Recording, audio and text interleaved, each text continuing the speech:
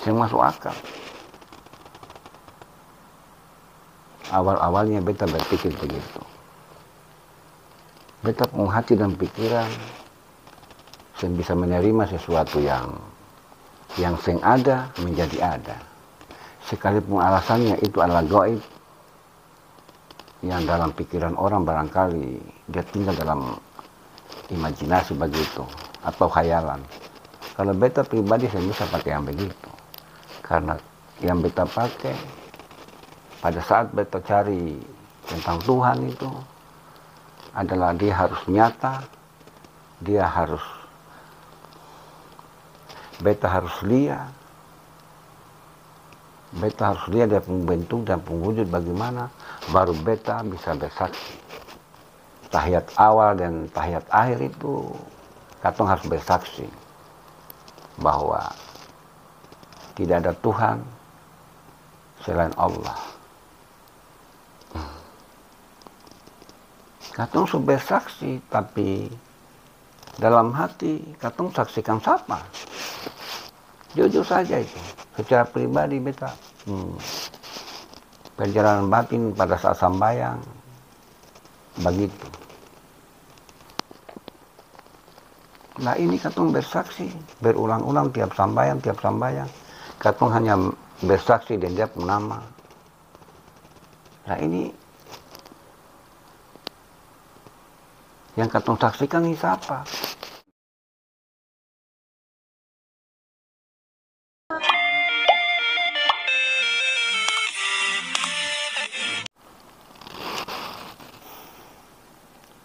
Bismillahirrahmanirrahim.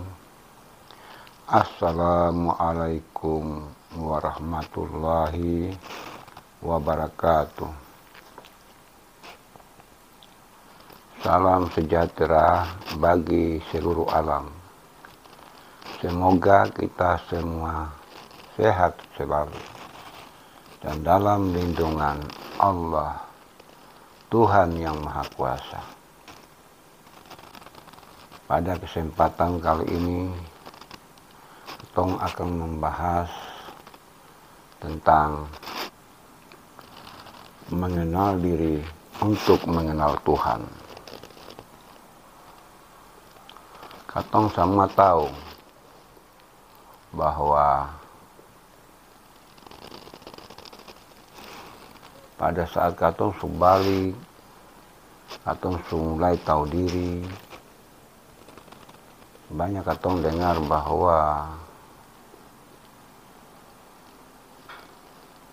di dunia ini ada Tuhan sebagai pencipta langit dan bumi. Namun dia punya masalah bagi katong. Kalau katong pikir-pikir, Tuhan yang katong dengar dari kecil sampai sekarang, dia sing kelihatan. Dia sing bisa dilihat dengan mata kepala. Katanya gaib. Sedangkan gaib itu katong sing bisa bayangkan bagaimana dia pembentuk. Dia memang ada katanya. Ini katanya. Sedangkan sumber daripada katanya ini, yang lain sama itu datang dari kitab suci. Kalau dalam agama Islam itu Al-Quran sumbernya. Jadi pada saat katong masih kecil, katong mulai balik, katong mulai sadar bahwa katong ini ada di dunia, dan sampai sekarang biar katong sudah salah, sudah dewasa maksudnya, sampai katong sudah tua begini, katong masih selalu mendengar bahwa Tuhan itu dia bisa dilihat dengan mata kepala, bisa dilihat dengan penglihatan zahir begitu. Dalam istilah agama Islam itu Tuhan itu gaib.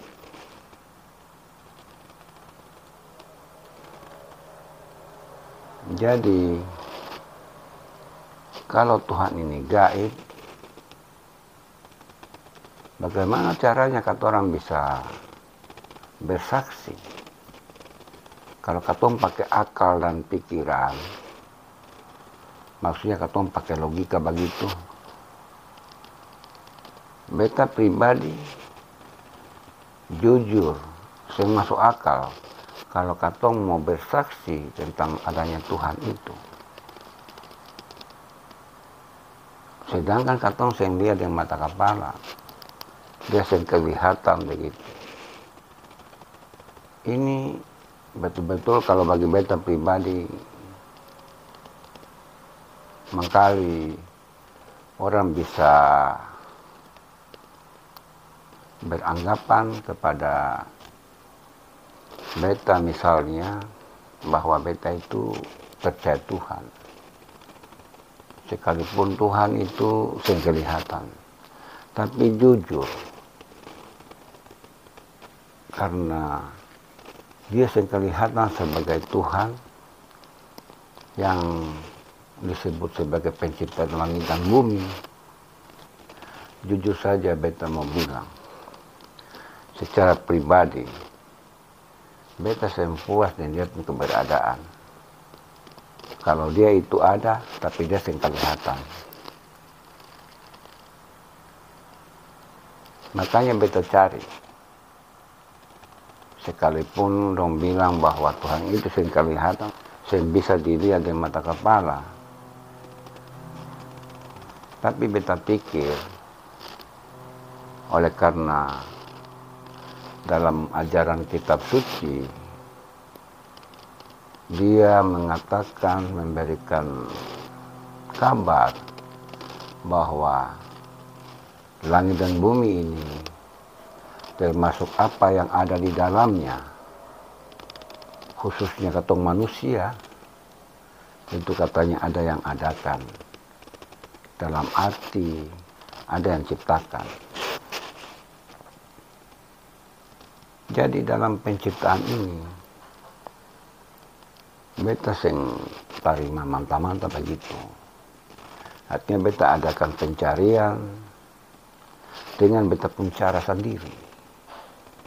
Karena beta pikir katong mau tanya sama siapa, sedangkan dia sudah jelas bahwa dia sing kelihatan. Jujur saja, beta sing bisa tanya sama orang-orang, termasuk ustadz-ustadz begitu. Karena beta pun dalam hati berpikir begini, dia itu sing kelihatan. Semungkin kalau beta tanya dong ustadz-ustadz itu atau kiai-kiai itu dong bisa tahu. Karena Tuhan itu seakan-akan sudah jelas dia itu gaib, berarti sing ada yang tahu. Sing bisa ada yang tahu. Walaupun dong pakai teori apa, rumus apa untuk mau mencari Tuhan, dong saya bisa tahu bahwa Tuhan itu bagaimana. Karena di dalam keterangan kitab suci yang diterangkan dalam Al-Quran itu dia gaib. Sama sekali dia tidak berwujud. Tapi dia ada katanya. Dia yang kelihatan, dia yang berwujud, dia bukan benda-benda begitu.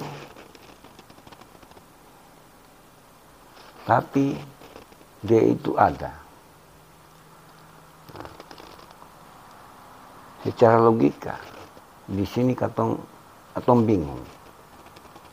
Jujur saja, beta sendiri sedikit bingung, masih dalam pencarian. Bagaimana sesuatu yang katong bisa anggap ada, tetapi dia sing kelihatan. Yang masuk akal. Awal-awalnya beta berpikir begitu. Beta punya hati dan pikiran yang bisa menerima sesuatu yang seng ada menjadi ada.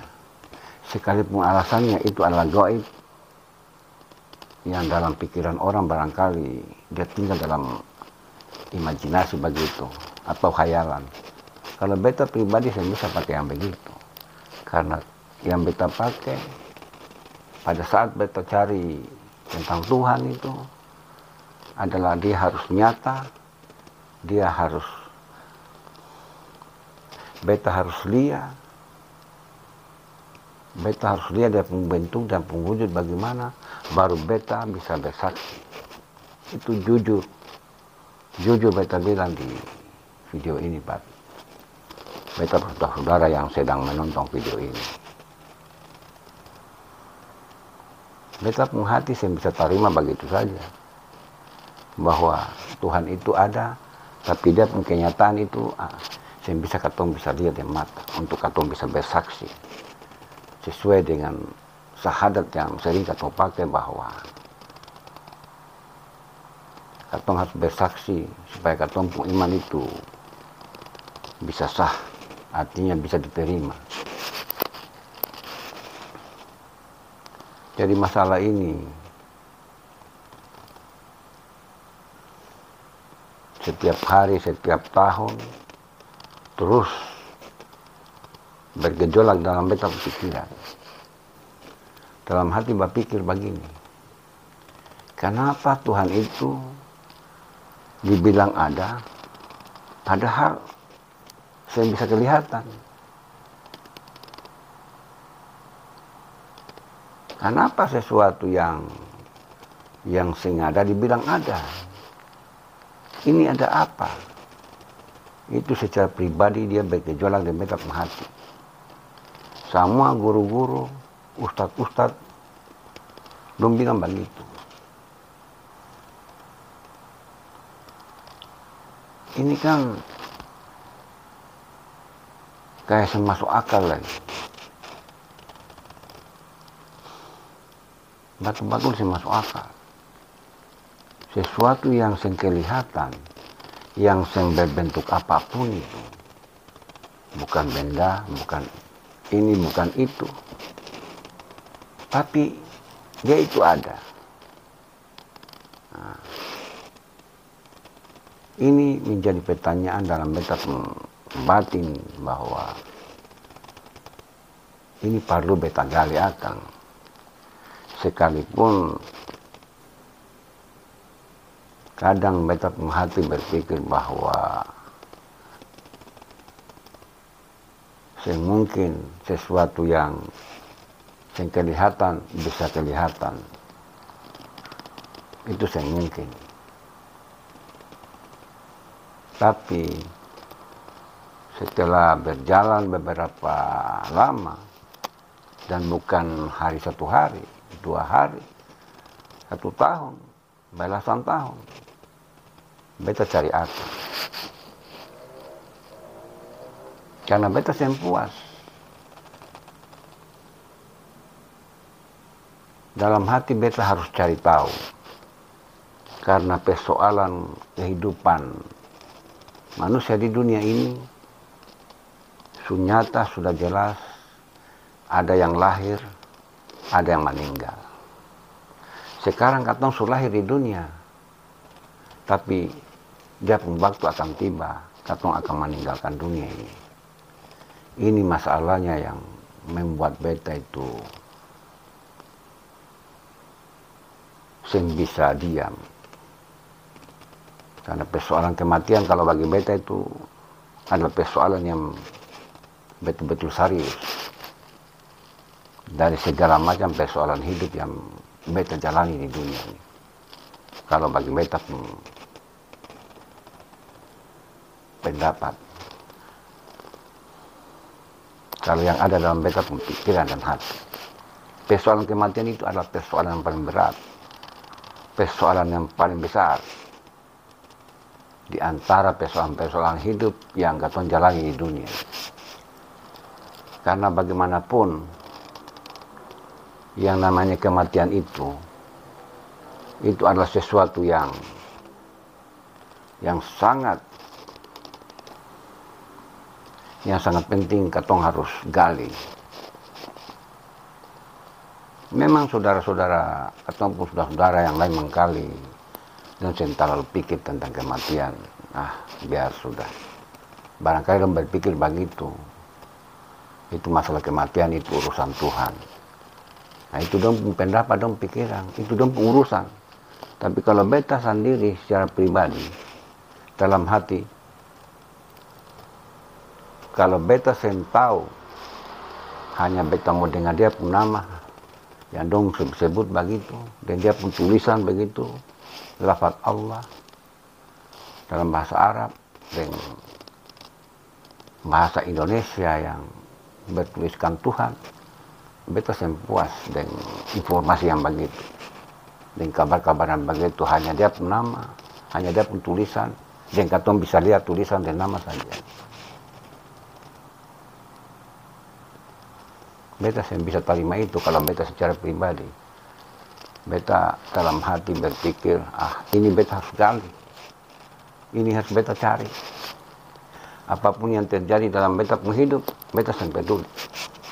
Yang penting beta harus cari ini. Ada apa sebenarnya? Sesuatu yang kelihatan disebut ada. Sesuatu yang katong saya bisa lihat di mata, atau saya bisa bahkan dengan rasa juga bangkali saya bisa katong melalui dengan cara itu. Nah, ini bagi beta persoalan yang paling serius. Bagi beta pribadi, beta tahu kalau beta pun saudara yang sedang nonton video ini, dong pun pendapat tentang Tuhan itu bagaimana. Tapi kalau beta pribadi, jujur, beta bisa terima sesuatu yang kelihatan, baru kemudian dibilang ada. Beta bisa terima itu secara pribadi. Makanya beta gali, makanya beta cari. Apapun resikonya dalam beta perjalanan ini, beta siap. Sekalipun agama dia bilang, jangan cari, karena sehingga ada satu manusia pun yang bisa melihat, mengenal, mengetahui tentang keberadaan Tuhan itu. Sekalipun informasi itu sudah sering beta dengar, tapi beta sampai peduli.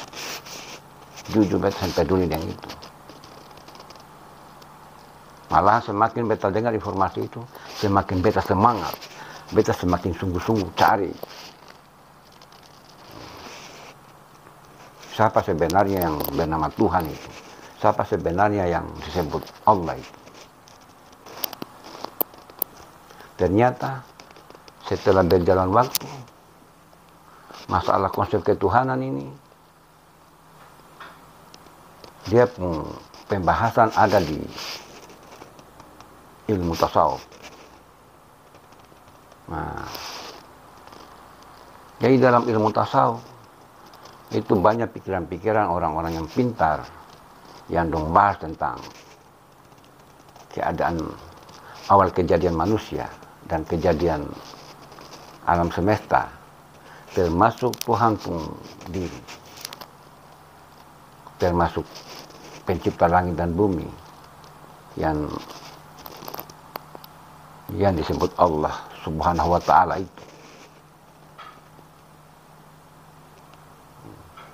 Nah, setelah beta tahu bahwa dalam ajaran tasawuf dia bahas tentang Tuhan, dia kupas habis-habisan tentang wujud Tuhan, bahkan sebelum alam semesta ini diadakan, apalagi manusia belum ada. Nah, di situ beta mulai gali, berpikir lagi. Apapun yang terjadi dalam beta perjalanan, beta sampai dulu. Orang bilang nanti gila, nanti kenapa, nanti jiwa rusak, beta sampai dulu. Ini beta dorongan hati, beta dorongan batin, beta juga yang bisa tahan. Orang-orang dong sibuk dengan dunia, sibuk mencari kebutuhan dunia, mohon maaf itu. Tapi beta itu, yang beta utamakan itu adalah wujud Tuhan dulu. Yang lain-lain itu sebagai sampingan lah, untuk sekedar menyambung hidup, agar pencarian ini bisa berhasil. Jadi beta cari hidup, sehari-hari itu cari makan itu, jujur saja bagi beta perjalanan secara pribadi, hanya sekedar menyambung hidup saja. Hanya sekedar menyambung hidup, agar bisa bertahan hidup, supaya beta pencarian dalam mencari Tuhan ini bisa berjalan lancar. Itu saja.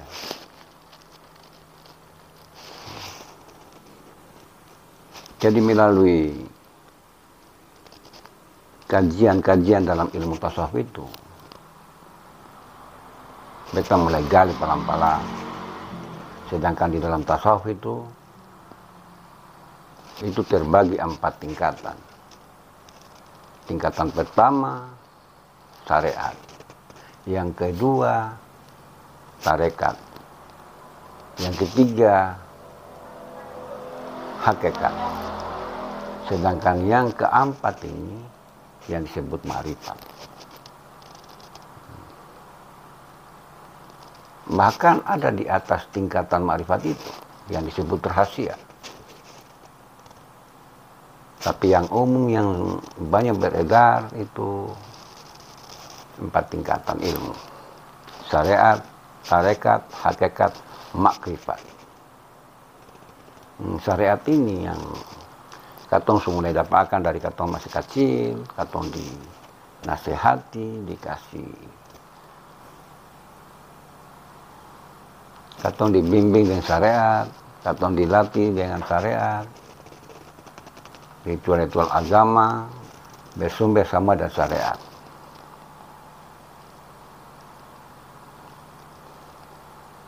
Jadi setelah beta berpikir, di syariat itu dia yang terlalu membahas tentang wujud Tuhan. Dia yang terlalu, bahkan di syariat dia yang perintahkan bahwa katong harus cari, katong harus gali sampai katong bisa tahu. Itu di syariat terus terang itu. Kalau yang beta pahami, sehingga ada perintah-perintah untuk bisa katong bisa menggali atau mencari betul-betul bahwa Tuhan itu dia mewujud bagaimana. Di ilmu syariat itu sehingga ada perintah itu.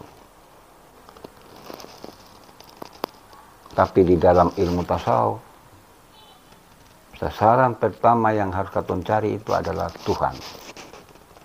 Karena di dalam penyaksian waktu katong sambayang itu, di situ katong bersahadat. Kalau katong bersahadat, baru katong bersaksi sesuatu yang katong saya lihat. Katong bersaksi sesuatu yang katong saya bisa lihat itu bagaimana? Secara akal itu bagaimana ya?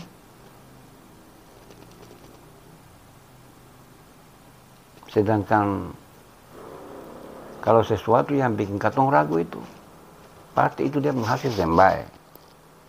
Seperti yang katong lakukan pada waktu katong sembahyang.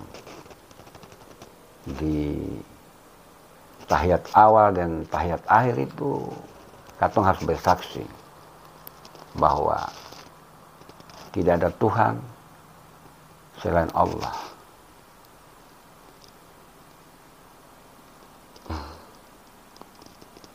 Katong sudah bersaksi, tapi dalam hati katong saksikan siapa? Jujur saja itu. Secara pribadi beta perjalanan batin pada saat sambayang begitu.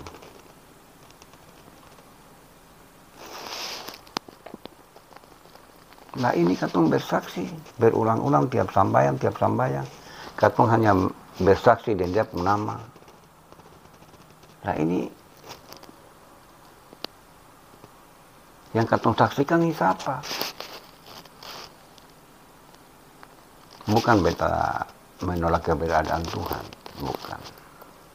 Mohon maaf, tapi beta kalau cara pribadi,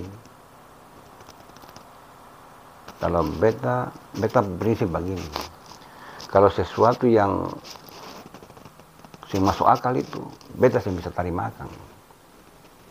Secara pribadi, beta bisa terima sesuatu yang masuk akal. Karena sekalipun bagaimana,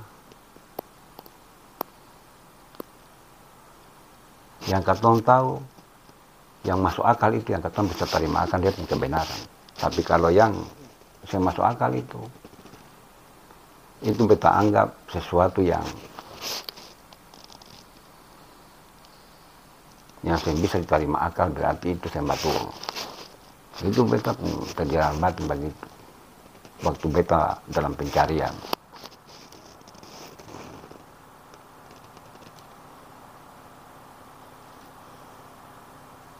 Jadi masalah Tuhan ini, kalau kata orang sungguh-sungguh, katong gali akang, katong kupas, katong gali, katong cari, pasti katong dapat. Tapi setelah katong dapat, jangan coba-coba katong bongkar akang di sapa-sapa, jangan. Karena kalau katong bongkar atau katong cerita kiri kanan, katong cerita sambaran tentang wujud Tuhan ini, orang bisa paham. Karena orang-orang semua dong hanya bisa menerima ajaran atau ilmu yang ada di syariat. Di atas atau selain syariat itu, hati-hati kalau katong bicara tentang Tuhan. Mangkali ada yang mau bilang, ada yang bertanya bahwa kenapa saya bisa buka akang kalau itu kebenaran? Kalau bagi beta, makanya beta bilang bahwa ini kalau beta sudah saudara yang mangkali dong su kenal Tuhan, su melihat Tuhan, jangan coba-coba buka atau cerita-cerita tentang Tuhan di mana tempat. Karena setiap orang itu dengan pemikiran, pemahaman tentang mendengar dan menerima informasi tentang seperti yang kita bilang tadi, itu yang sama. Ada orang yang cerdas, ada yang setengah cerdas, ada yang yang sama sekali saya bisa terbuka alam pikiran. Nah ini hati-hati. Hati-hati dengan orang-orang begini. Ada bebae, mereka katong diam. Katong mau dapat apa? Katong untung apa kalau katong mau cerita itu? Itu sengaja dia urusan dengan dunia. Kalau beta pun pribadi sengaja. Apalagi mau pamer. Kalau bagi beta bukan begitu. Katong tahu akang untuk katong pegangan. Supaya kalau katong tinggalkan dunia ini, kalau tiba dia pun waktu sudah datang ajal, katong siap. Bagi beta itu lebih bagus.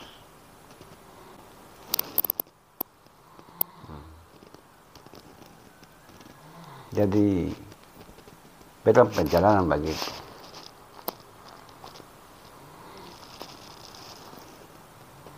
Karena katong hidup di dunia ini, hari ini mangkali katong masih sehat, katong masih muda. Tapi berjalan waktu, pasti katong sakit. Setelah katong sakit, dan katong sutua, katong pasti meninggal. Pasti katong tinggalkan akan dunia ini. Supaya contoh-contoh. katong pun ade, katong pun kakak, katong pun orang tua, ada yang su pulang, ada yang su meninggal.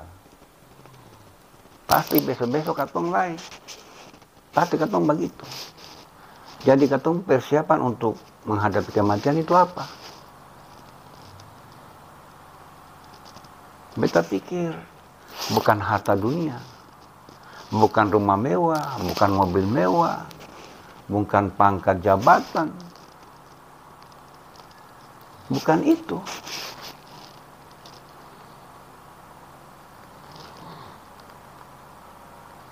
Semata-mata kecuali katong su mengenal katong sendiri. Kalau katong su kenal katong sendiri, otomatis katong bisa kenal Tuhan. Dan kalau katong su kenal Tuhan, lebih baik katong diam. Katong cerita yang lain-lain saja. Jangan buka-buka, setelah su tahu buka-buka. Memang, makanya katong pikir supaya yang katong tahu itu orang lain bisa tahu. Saya bisa begitu.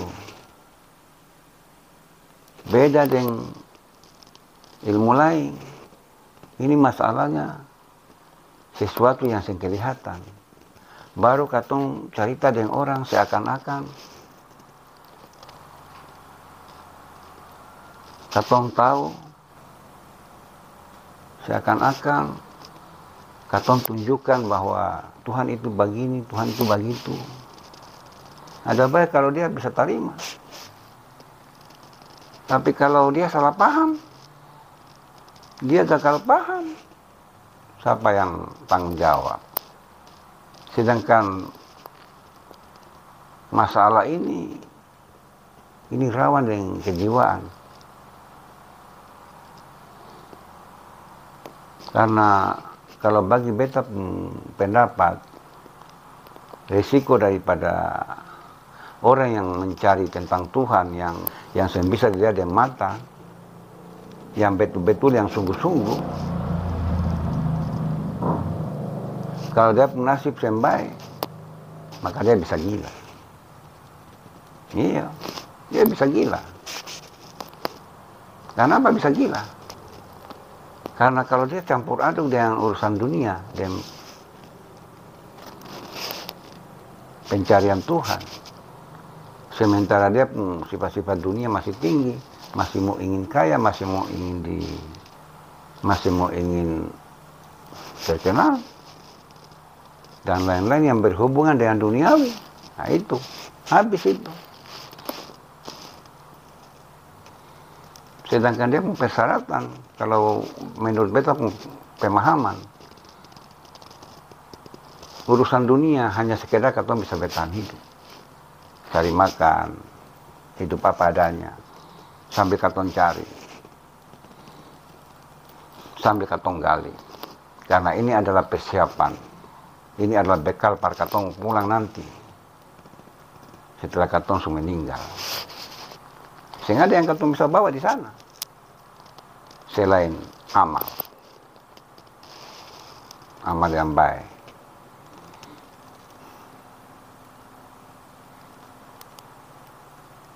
Sedangkan amal yang baik itu melainkan ada dia pun ilmu. Begitu.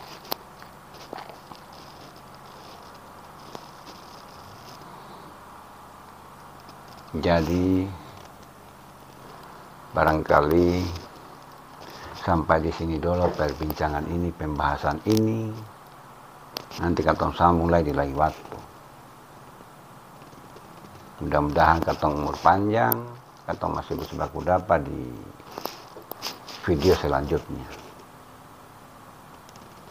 Mudah-mudahan katong diberi kesehatan, dijauhkan dari segala bala, diberikan kemudahan dalam segala urusan, dan semoga katong berada di jalan yang diridhoinya. Kiranya demikian Wassalamualaikum warahmatullahi wabarakatuh.